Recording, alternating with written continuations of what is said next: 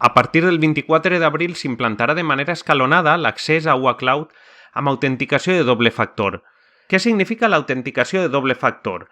Autenticació de doble factor, identificació en dos passos, autenticació doble, autenticació multifactor, 2FA, doble factor d'autenticació, verificació en dos passos... S'anomena de moltes maneres, però és el mateix mecanisme per a comprovar que qui accedeix a un servei és qui diu que és.